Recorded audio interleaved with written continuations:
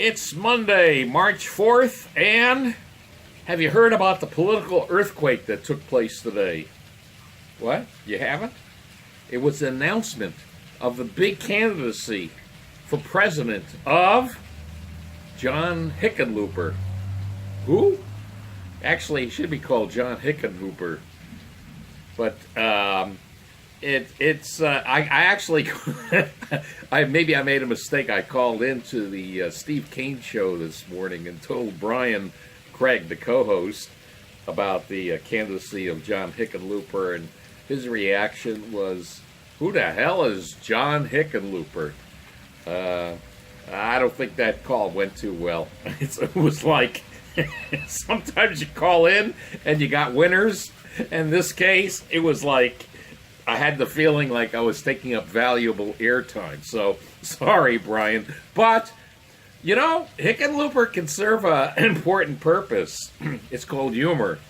Because, you see, with the Democrats now, you have certain lanes, you know. You got like this Bolshevik lane. That would be like Bernie Sanders and Elizabeth Warren.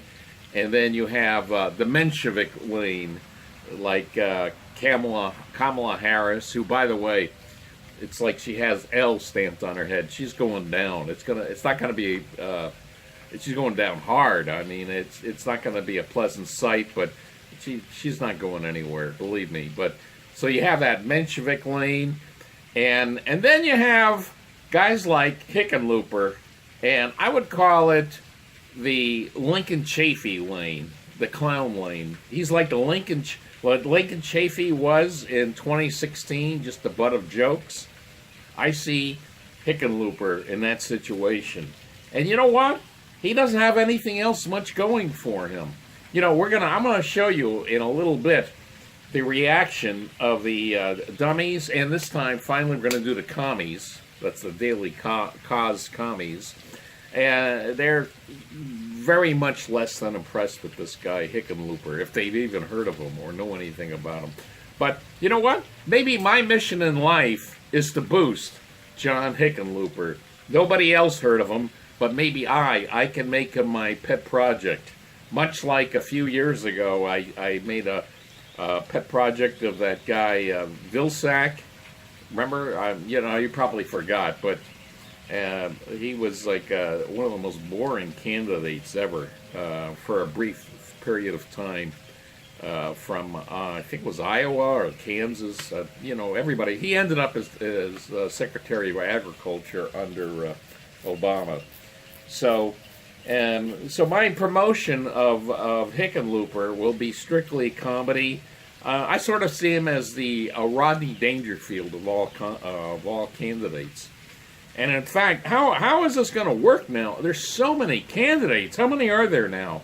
Like, there's at least a dozen, right, that have announced, and there's probably going to be at least, maybe even a dozen more. So there could be anywhere from a dozen to 2 dozen candidates running. Are they going to do like the Republicans did when they had a lot of candidates in 2016? Or are they going to have like a regular debate forum, and then like the kiddies table forum for the unknowns like Hickenlooper, and they even have the mayor of some town in Indiana running. I mean, that also nobody ever heard of.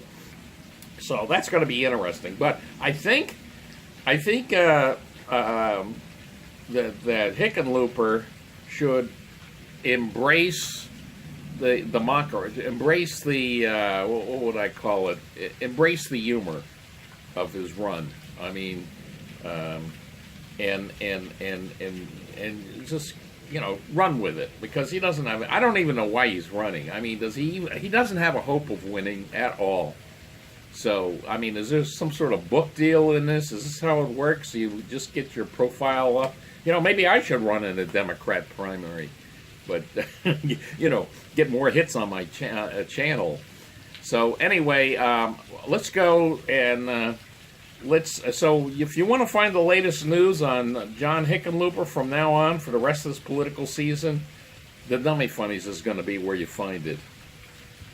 So let's go and see how completely unimpressed the dummies and the commies are with John Hickenlooper.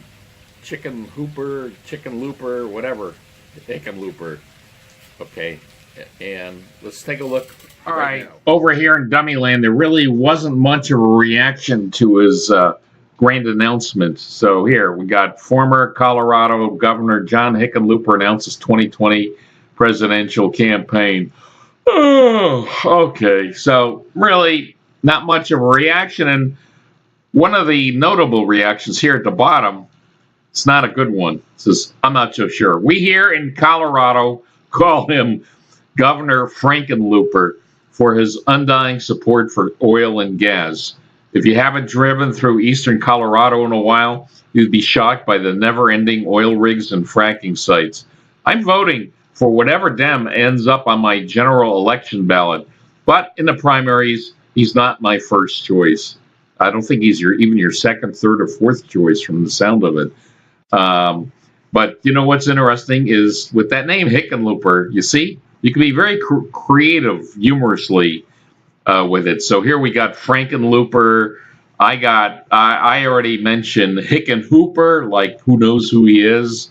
That was the reaction of Brian Craig this morning. So let's go now and take a look at the underwhelming reaction to Hickenhooper's candidacy over with the commies in Commie Land, otherwise known as the Daily Cause. So we're going there right now. Now we're in Commie Land. In case you don't know, not only do we chronicle the antics of the dummies, but we also do the commies over at the Daily Cause. So here's the announcement again. Former Colorado, blah, blah, blah. Hickenlooper enters the 2020 presidential race, and nobody cares, least of all Brian Craig. But again, they not really. Oh, here again, he's got a big problem with fracking. By the way, I said Frankenlooper. It's Frackenlooper. That's what they meant before in Dummy Land. So anyway, it says ask Hink. Oh, that's another nickname, Hink, the Hink. Okay, ask Hink about fracking in Colorado. There's one real controversy there, which began during his tenure. He'll also tout Colorado's strong economy. He was lucky enough to be governor when the people of Colorado legalized cannabis, which grew the economy. He was not in favor of legalization since he made some of his fortune in the beer biz. Well, Hickenlooper is so little known that even though I'm appointing myself and the Dummy FUnnies as his official chronicler this campaign season, even I didn't know that he was against the legalization of marijuana, because when Brian asked me about it, I said he did support it. So sorry, I screwed up on that one. I didn't even know that. It shows you how little Hickenlooper is known.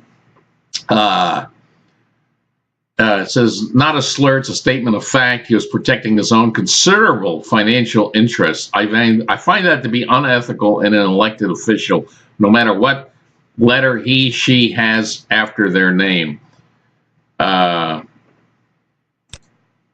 So as we can see, again, looks like Hickenlooper, whatever, Frackenlooper, that's what it is, not Frackenlooper. All the way, I guess we can use Frankenlooper too.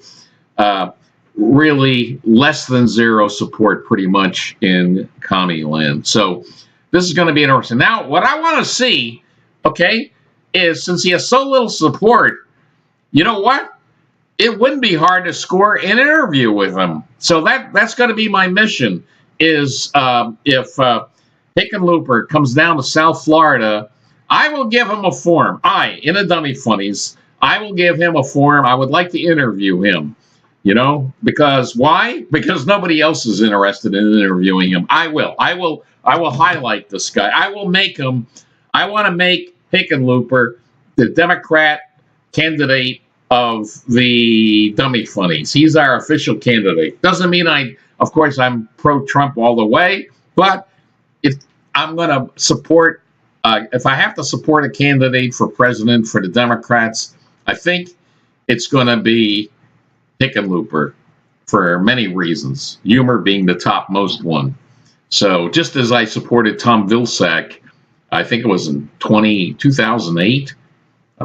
I can't even remember. I think he actually, by the way, he was from Nebraska. But anyway, that's it. I have that invitation to John Hickenlooper. You open invitation to be interviewed on the DUmmie FUnnies. I'll give you a complete form. Say whatever you want. We can get into it a little bit, but I'm not going to really argue with you about anything. But I'd like to get a little into the humor of this whole thing. So that's it for today. And now you know John Hickenlooper is our Democrat preferred candidate from the DUmmie FUnnies from a humor perspective. Until later, you guys.